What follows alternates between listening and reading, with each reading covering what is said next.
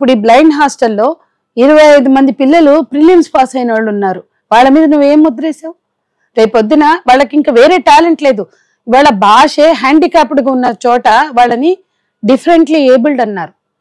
ప్రత్యేక సామర్థ్యాలు కలిగిన వాళ్ళుగా, మరో రకమైన సామర్థ్యాలు కలిగిన వాళ్ళుగా చూడవలసిన చోట ఒకతేమో ఐఏఎస్ ఆఫీసర్ అయి ఉండి ఏదో మాట్లాడుతుంది వాళ్ళని, వీళ్ళు పనికిరారు, వీళ్ళేమో చెప్పుకోవడానికి సిగ్గుపోతుంది, వీళ్ళే చేసుకుంటున్నారు. ఏం మాట్లాడతారండి? నారాయణ చైతన్యంలో కూడా చేసుకుంటారేమో. పెద్ద పెద్ద ఋషి వాలీలో మా ఫ్రెండ్ బాబుని పంపిస్తే వాడు సెక్షువల్ అబ్యూస్ గురై మైండ్ దెబ్బతిని వచ్చాడు.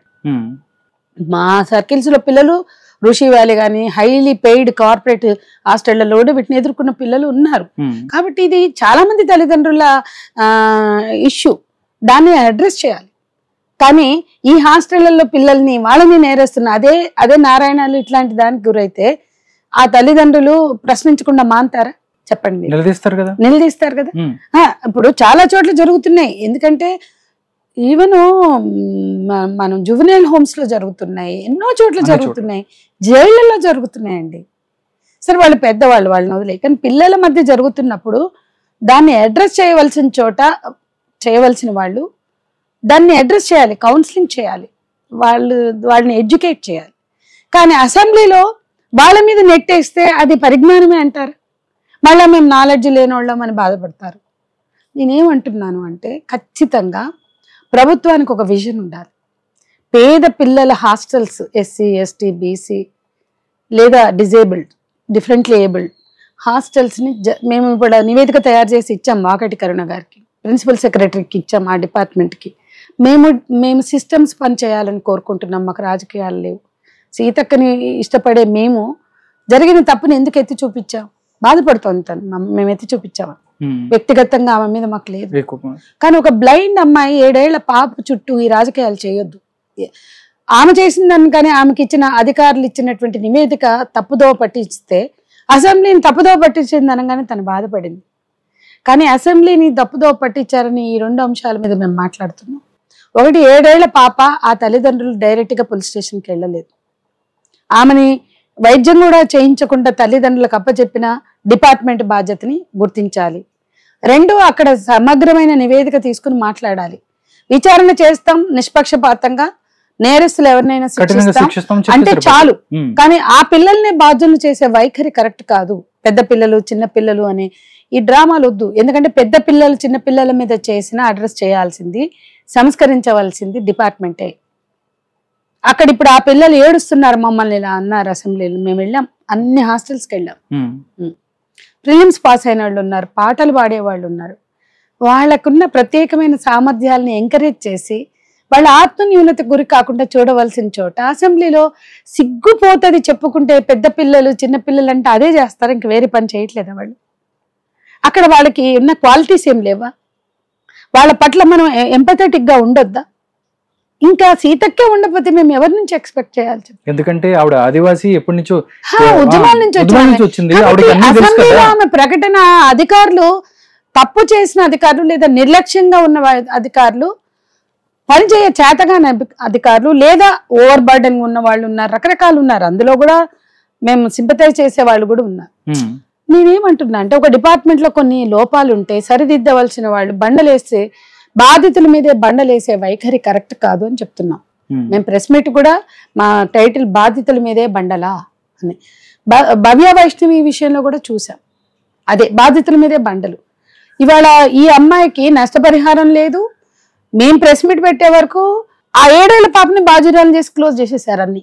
మేం ప్రెస్ మీట్ పెట్టాక మళ్ళీ అప్పుడు పోయింది శాఖ కదిలి, మొదటిసారి డిపార్ట్మెంట్ అధికారులు ఆమె దగ్గరికి వెళ్ళారు. అప్పటి వరకు నెల రోజులు చూసాం. ఇవన్నీ మాట్లాడకుండా నివేదికను పట్టుకుని వాళ్ళు ఇచ్చింది మేము మాట్లాడామంటే అది కాదు చేయాల్సింది. ఆలోచించండి. పేద పిల్లలు బ్లైండ్ హాస్టల్లో కూడా డబ్బున్న వాళ్ళు ఎవరు ఉండరు. ఒకవేళ వాళ్ళు బ్లైండ్ ఉన్నా బ్రైరీ లిపి నేర్పించుకుంటూ, ఇవాళ ఆ పిల్ల ఇన్నైనాక మా ప్రెస్ మీట్ అయినాక అధికారులు వెళ్ళారు. నువ్వు పెన్సిల్ పెట్టుకుని తిప్పుకున్నావు కదమ్మా అని అడిగారు అధికారులు. మాకు పెన్సిల్ ఎందుకుంటుందండి, మాది బ్రెయిలీ లిపి కదా అని అంది ఆ 7 ఏళ్ల పాప. సిగ్గు రావాలి ఆ అమ్మాయి సమాధానం. చాలా మందికి సఖీ సెంటర్కి తీసుకెళ్తే భరోసా, మీ అమ్మా నాన్న పడుకుంటే చూసావంటే దాని కళ్ళే లేవు, ఏం చూస్తుంది? ఇదా మాట్లాడేది అధికారులు?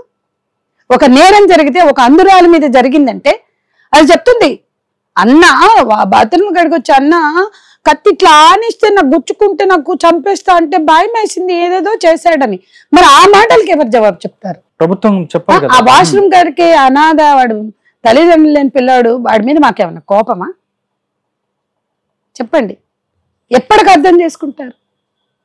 కాబట్టి సున్నితత్వం లేదు. ఇది ఉదాహరణకి మీరు అంధురాలి ఘటన అన్నారని నేను ఇంతసేపు చెప్పాయిగా, ఒక 15 రోజుల్లో 10 మంది పిల్లల మీద జరిగాయి. కాచిగూడ అమ్మాయిని నేరేడుమెట్టు తీసుకెళ్లి వరుసగా అత్యాచారాలు చేశారు అక్కడ పిల్లలు. అది 5 నెలల ప్రెగ్నెంట్ 11 ఏళ్ల పాప.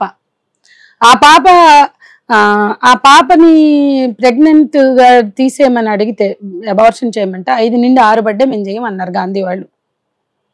మళ్ళా మేమే కోర్టులో వేసాం. ఇప్పుడు సత్యం బాబుకి వేసిన ఆ వసుదే ఈ గాంధీలో ఉన్న ఈ పాపకి హైకోర్టులో వేసి అబార్షన్ కి పర్మిషన్ తెచ్చుకుని, అమ్మ అబార్షన్ కి పర్మిషన్ తెచ్చుకున్నామమ్మా హైకోర్టు నుంచి. ఆ పసిపాప తల్లి ఇళ్లల్లో పని చేస్తుంది, అది స్కూల్ డ్రాప్ అవుట్. దాని అక్క చదువుతుంది, దాని చెల్లి చదువుతుంది, ఇది మధ్యలో స్కూల్ డ్రాప్ అవుట్. గప్చుప్పులు తినిపిస్తాం, ఐస్ క్రీములు తినిపిస్తాం అని తీసుకెళ్లి నేరేడుమెట్ వసంత నగర్ కాలనీ ఏదో కాలనీ ఉంది, ఆ పిల్లలు వరుసగా చేశారు. 5 నెలల ప్రెగ్నెంట్ చేశారు. ఎన్ని పోరాటాలు చేస్తున్నా చూడండి. ఒక్కొక్క ఘటన మీద మేము చెప్పమా? ఎల్బీ నగర్ లో 3 సంవత్సరాల పాప వాష్రూమ్ లో ఉంటే చేసిన అత్యాచారం, ఆ పిల్లలకి ఏం చేశాం? ఇబ్రహీంపట్నంలో జరిగిన పాపకి ఏం చేశాము? బంజారా హిల్స్ లో జరిగిన పాప మీద అత్యాచారంలో మున్సిపల్ ఉద్యోగి చేశాడు. ఇవన్నీ కూడా చేస్తున్నామండి. మేమేం చెప్పుకోవట్లేదు, ఫేస్బుక్ లో పెట్టుకోవట్లేదు, మా బాధ్యత అనుకుంటున్నాం, చేస్తున్నాం.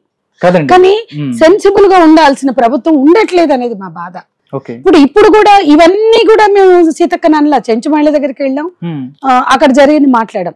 ఎక్కడ మేము సీతక్కనాన్లా ఈమె అసెంబ్లీలో నిలబడి అక్కడ చెప్పుకుంటేనే సిగ్గుపోతుంది, పెద్ద పిల్లలు చిన్న పిల్లలు అనడం, అమ్మాయి తల్లిదండ్రులు తప్పుదో పట్టించారు అనడం, ఈ రెండింటి మీదే మేము నోరిప్పి మాట్లాడారు. మా ఆదివాసీ మహిళా మంత్రిగా ఉంటే మాకేం బాధ లేదు, ఉన్నందుకు సంతోషిస్తాం. అంటే ఎక్కడికక్కడ ముక్కలు చేస్తున్నారండి వాస్తవాన్ని కప్పిపుచ్చుకోవటానికి. అట్లా వద్దు. మేము 40 ఏళ్లలో మేము ఇష్యూ పట్ల తప్ప ఇంకొక ధోరణి లేదు, ఇంకొక ప్రయోజనం లేదు. వాస్తవాల మీదే మేము కూడా ఆధారపడి పనిచేస్తున్నాం. అది ఎందుకు అర్థం చేసుకోరు? ఓకే, ఇన్ని పోరాటాలు చేస్తున్నా కానీ POW సందేహం మాత్రం ఫేస్బుక్ లో వచ్చి డైరెక్ట్ గా నేను మెసేజ్ చూశాను, అలాంటి అసభ్యకర మెసేజ్లు కూడా పెడుతున్నారు. ఏం చేశారు మీరు, ఏం నిద్రపోయారా, ఇక్కడ ఈ ఘటన జరిగితే ఆ ఘటన జరిగితే. దీంట్లో మళ్ళీ హిందుత్వాన్ని తీసుకొచ్చిన పరిస్థితి. నిజంగా నాకు తెలియక అడుగుతాను, POW సంధికి బీజేపీతో ఏమైనా ఇష్యూ ఉందా, లేకపోతే హిందుత్వ సంఘాలతో ఏమైనా ఇష్యూ ఉందా? మీరు కూడా ఎందుకు వాళ్ళు అదే విధంగా సంధిని టార్గెట్ చేస్తారు అంటే ఏం చెప్తారు మీరు?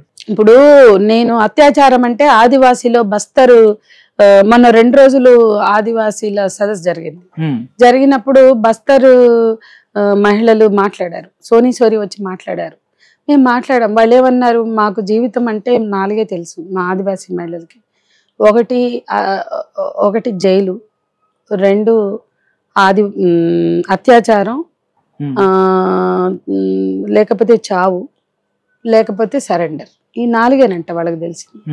అయితే చావు లేకపోతే సరెండరు ఇవే మా బతుకు, మాకు ఇంకేం లేదు అక్కడ అని చెప్పారు.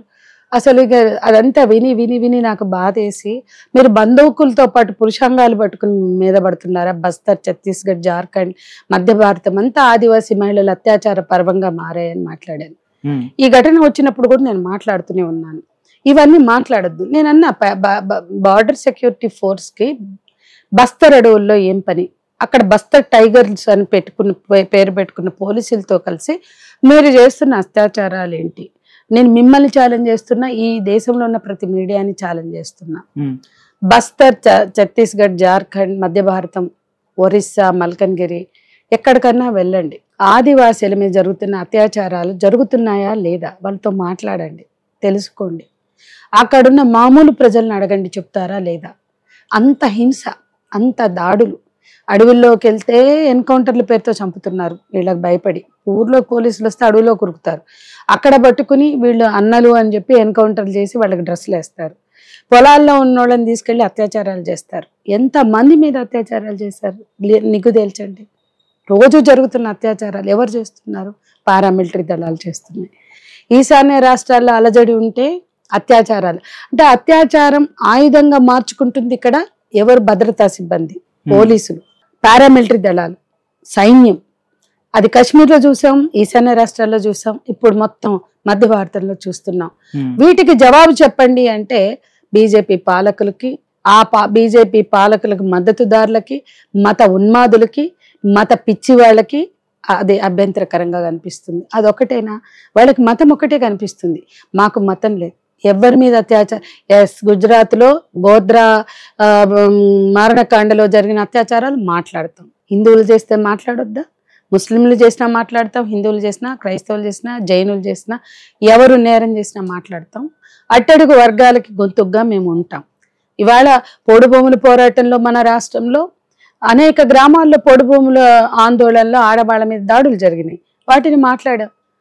నర్సంపేట, గంగారం, మడగూడెం అడవుల్లో శ్రీనివాసరెడ్డి అనే ఫారెస్ట్ అధికారి, మేము ఎట్లా బతకాలి, పోడు భూములు లేకపోతే, పోడు భూములు మీ అయ్యగాని జాగిరా, వద్దు మీరు రావద్దు అని వీళ్ళు అంటారు. ఫారెస్ట్ అధికారులు పోలీసులతో కలిసి వెళ్ళి, ఇవి లేకపోతే మేము పోడు భూములు లేకపోతే మేము ఎట్లా బతకాలి అంటే శ్రీనివాసరెడ్డి అనే ఫారెస్ట్ రేంజర్ మాట్లాడతాడు, మీ ఆడోళ్ళని రూముల్లోకి పంపి బయట అర్ధగంట కాపలా ఉంటే బతుకుతారులే అని మాట్లాడతాడు. వాడికి ఎంత అహంకారం. సువర్చలారెడ్డి అని మహబాద్ ఫారెస్ట్ అధికారి మాట్లాడుతుంది, బాసాన్లు దోముకోండి. ఆదివాసీ మహిళలట బయ్యారం, వరంగల్ పోయి బాసలు మహబాద్ అంటే ఎంతమంది పోయి ఏడబాసలు దోతారు? వాళ్ళకి భాష రాదు బయటకు వచ్చి బతకడానికి. అడవిని నమ్ముకుని 5th షెడ్యూల్ 6th షెడ్యూల్ వాళ్ళకి హక్కులు ఇస్తే అడవిని నమ్ముకున్న అడవి బిడ్డల్ని పట్టుకుని అంట్లు దోముకోమని ఒక అధికారి మాట్లాడుతుంది. రూముల్లోకి పంపి కాపలాగాడని ఒక ఫారెస్ట్ అధికారి మాట్లాడతారు. పోయి అక్కడ ప్రెస్ మీట్లు పెట్టి ఫైట్ చేశాం. ఆ ఆదివాసీ మహిళల పక్షాన నిలబడి ఛాలెంజ్ చేసాం, శ్రీనివాసరెడ్డి నీ కథ ఏంది అని, సువర్చలారెడ్డి నీ కథ ఏంది అని మాట్లాడినాం. ఇవన్నీ కూడా ఎవరికి కూడా నచ్చవు. మేము కూడా ఫండ్స్ తీసుకుని చెత్తా చెదారం అనుకుంటూ సన్మానాలు, సత్కారాలు, పదవులు తీసుకున్న బ్యాచ్ అయితే మేము అందరికీ యాక్సెప్టబుల్. కానీ ఎక్కడా రాజీ పడకుండా, ఎక్కడా తల వంచకుండా, ఎవడు తప్పు చేసినా ప్రశ్నిస్తున్నాం. కాబట్టి అన్ని ప్రభుత్వాలు నాకు పదవులు ఆఫర్ చేసినాయండి, చంద్రబాబు నుంచి కేసీఆర్ వరకు. ఇప్పుడు ఇంకా రేవంత్ది ఏమో తెలియదు రేపొద్దున ఎలా ఉంటుందో. కానీ వీళ్ళు అందరూ పదవులు ఆఫర్ చేశారు. నిర్లక్ష్యం రిజెక్ట్ చేస్తే రిజెక్ట్ చేసినందుకు కేసులు ఆఫర్ చేశారు.